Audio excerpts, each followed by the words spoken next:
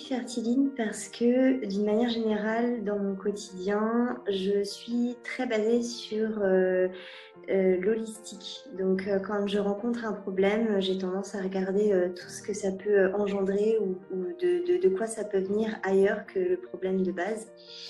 Et quand j'ai regardé un peu comment travaillait Fertiline, j'ai vu que ça avait le même sens. Donc ça me convenait.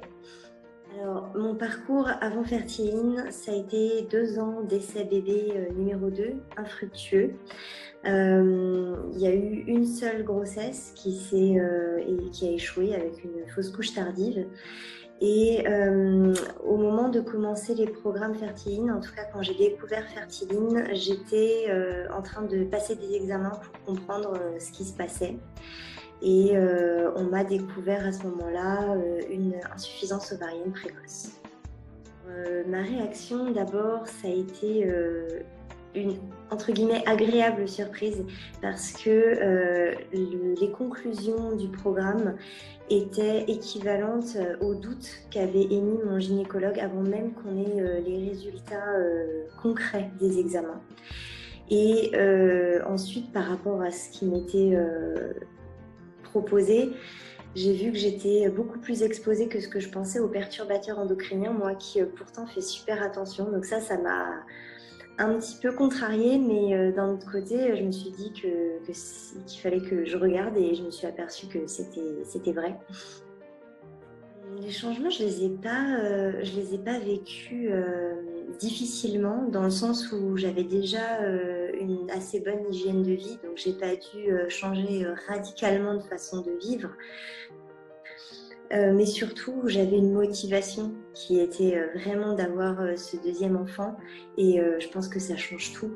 Donc je l'ai fait comme quelque chose de normal et qu'il fallait faire pour obtenir ce bébé.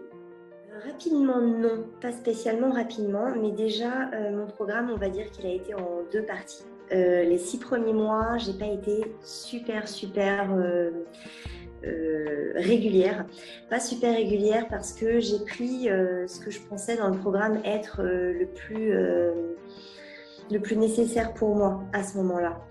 Et donc voilà, il y avait des choses que je faisais et d'autres choses que je faisais pas. Et au bout de 6 mois, je suis tombée enceinte après une insémination artificielle, mais c'était une grossesse extra-utérine. Et en sortant de l'hôpital, ça a coïncidé avec un webinaire donné par Fertiline sur l'insuffisance ovarienne précoce. Et je l'ai suivi.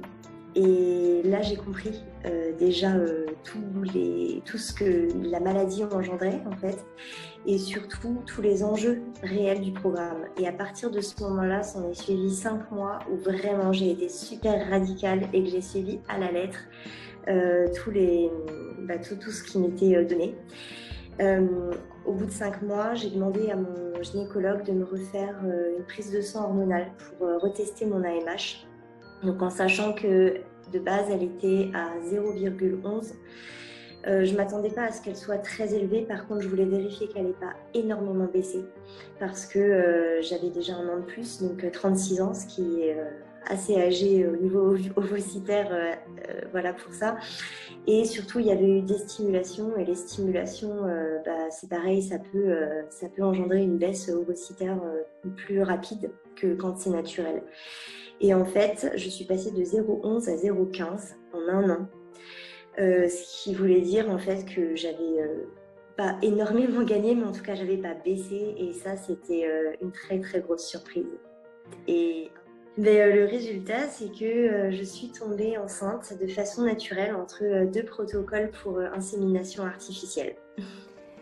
Oui, en grande partie, notamment sur la composition des repas et sur l'exposition aux perturbateurs endocriniens.